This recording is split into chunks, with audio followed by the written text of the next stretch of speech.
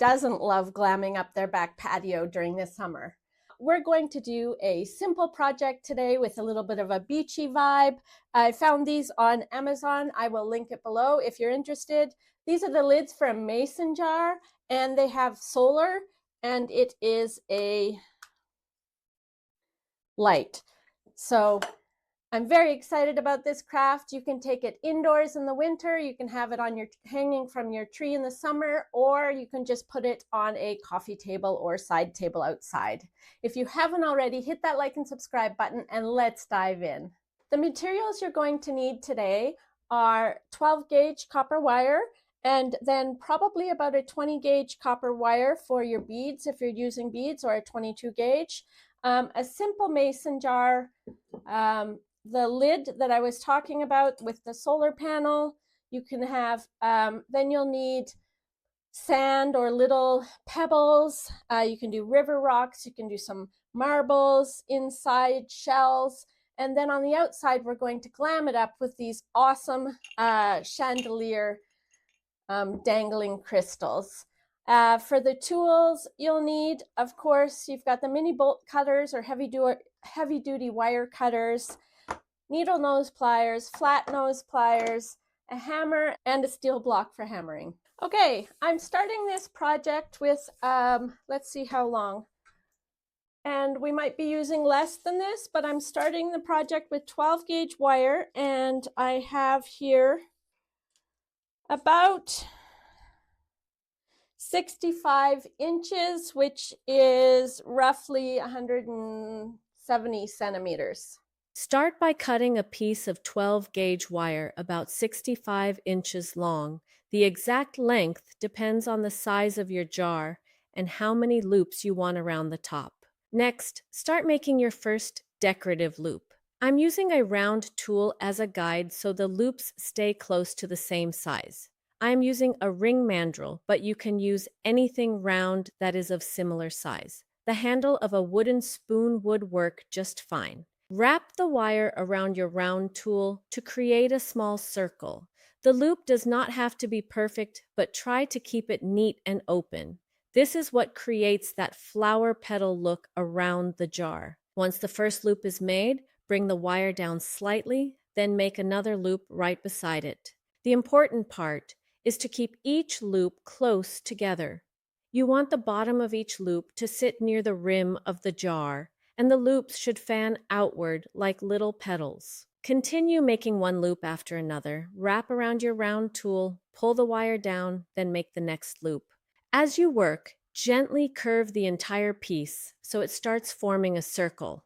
Don't leave it straight and try to bend it all at the end, because 12 gauge wire is thick and can get harder to shape once all the loops are made. After every few loops, place the wire around the mason jar opening and check the fit. This step matters. If you wait until the end, you might end up with too many loops, not enough loops, or a piece that doesn't sit nicely around the jar.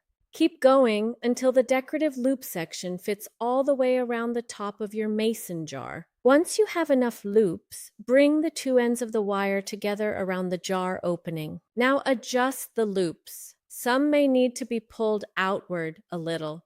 Some may need to be squeezed closer together. This is normal. Handmade wire work usually needs a little shaping at the end.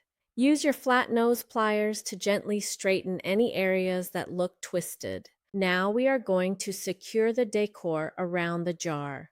Once the loops are all the way around the jar, cut one end off to about 1 inch. Bring it through the first loop and bend it in half to attach it and make the whole thing snug around the jar.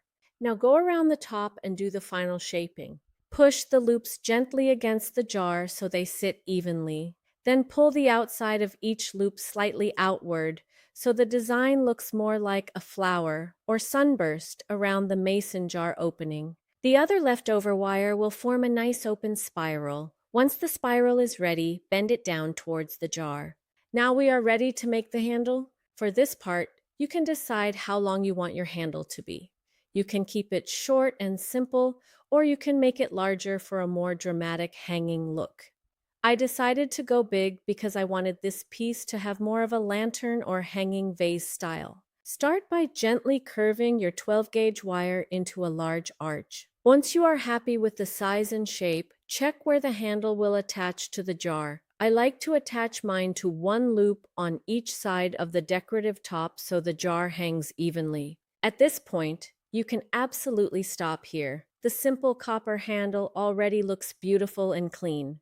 But I wanted to add a little more texture, so I wrapped the handle with 20-gauge wire. To do that, take your 20-gauge wire and start wrapping it loosely around the handle. These wraps do not need to be perfect or tight. I actually like them a little uneven because it gives the handle a handmade, organic look. Continue wrapping along the handle until you like the amount of texture. You can wrap the whole handle or just add small sections here and there. When you are finished, trim the extra wire and press the ends down with flat nose pliers so nothing sharp is sticking out.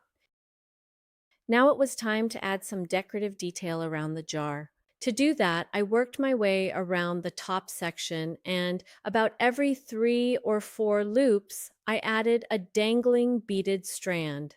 For each one, I used 3 chandelier beads to create a little drop, and then I finished the bottom of that strand with a closed spiral.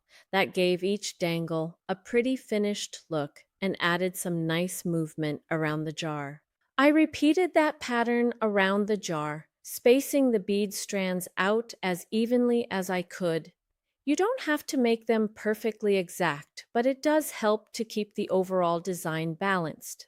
Then, in between those dangling bead sections, I added a little more copper detail. Using 12-gauge wire, I created a few larger spirals to fill in the spaces and give the jar more visual interest. These bigger spirals help tie the whole design together and make the jar feel a little fuller and more decorative. To connect everything, I used my bail pliers to make small circular loops. These loops worked like little connectors, making it easy to attach the spirals and bead strands neatly around the jar. I really like using bail pliers for this because they help keep the loops nice and rounded. As I went, I adjusted the spacing and shape so everything sat nicely around the jar. This step is a great place to be a little creative. You can add more beads, fewer beads, bigger spirals, or smaller ones depending on the look you want. By the end, the jar had a beautiful mix of copper spirals and dangling crystal details, which gave it that elegant chandelier-inspired look. Okay, and now that we've done the decor, it's time to fill the jar. Let's see. Unfortunately, I don't have any sand on me right now, so I found these little, they're just white little teeny tiny pebbles at the craft store, and so that's what I'm going to use. So we're going to fill the jar a little bit with these. That's probably enough. And then I found some river rocks too, which normally I wouldn't buy these. I would just go pick them, but I have a few here. So I have a few projects that I want to do. So I just adding a couple, not to make it too heavy. Okay, and then I have some, maybe I'll add some marbles inside for color. And I could add different color marbles, but I'm just going to add a few of those. Stick in some shells like that. I'm going to stick a bigger shelf. Sorry, I'm going to stick in a bigger shell in a minute. Okay, I don't know. Will this fit in the jar? Oh, it does. Okay, let's see how that works. There we go. It's looking good so far. I'm so excited about this craft. And then we're going to open our fairy lights in this lid. I didn't actually realize that you could buy just fairy lights with a lid. And this comes in I don't know where to put it now. It comes in a 6-pack, which is awesome. So I'll be doing tons more fairy lights, maybe some different designs. And we're just going to stick in the lights. And you can either just leave the lid this color, or you could get some copper paint and paint the lid. Okay, and hopefully this is charged.